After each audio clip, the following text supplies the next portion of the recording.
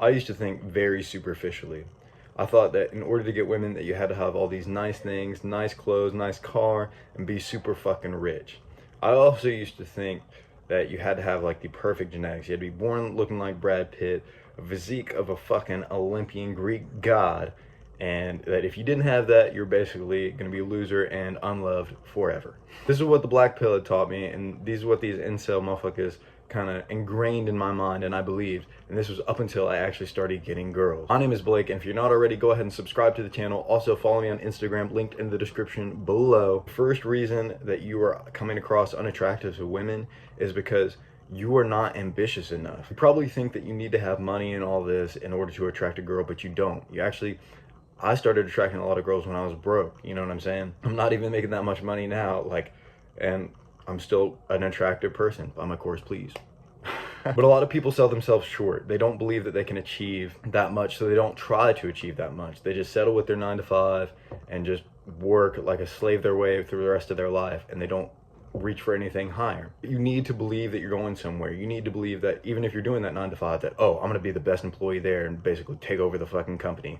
Or just believe that you can do something. Like if you're playing music and starting a band, believe that you are going to become like that fucking big ass man, like you're the next Nirvana or something like that. You need to believe that you're actually going somewhere, because how fucking sexy is it if you believe like, oh, I'm that guy, like I'm going to be the best at whatever it is that I do, versus like, oh, I'm just gonna try a little bit, I'll do what I can. It's night and day difference. Whatever your current goals are, reevaluate them and just set them higher. Like really ask yourself, are your goals as high as they could be?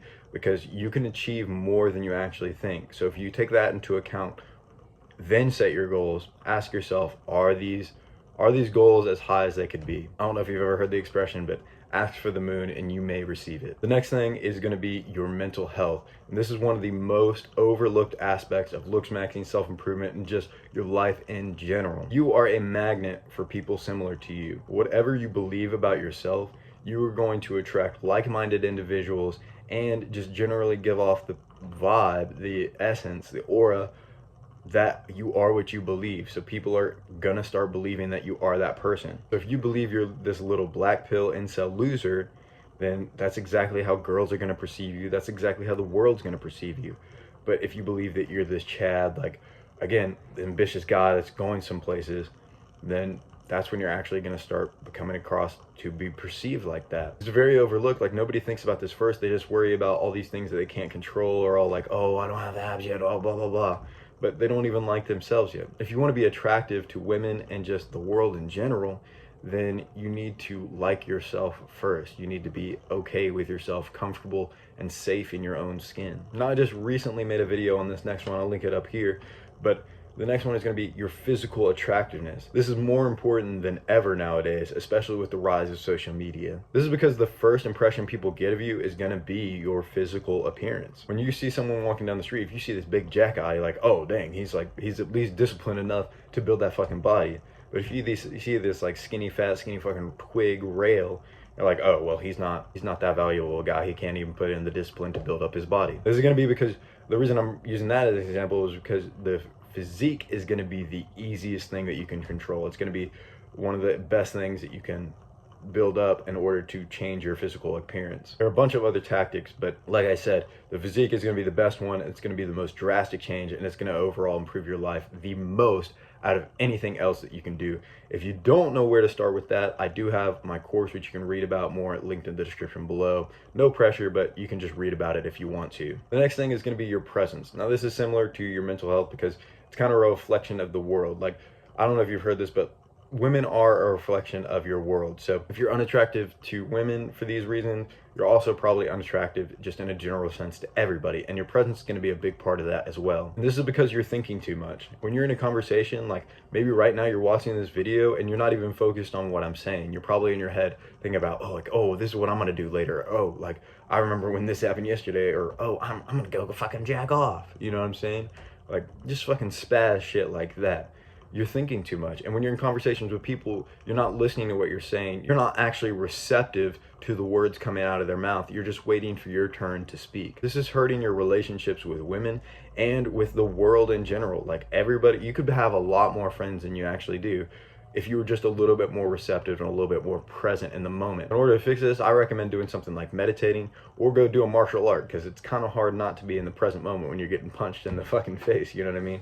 But seriously, meditation is a big thing. I love meditation. I just started doing it again recently, trying to fix my own mental health. So that's a big one, is being present in the moment. The fifth reason that you are coming across unattractive to women is going to be your social skills. You need to be able to pick up on social cues, because sometimes you'll just come across as like that "where's my hug at" type guy, you know what I'm saying?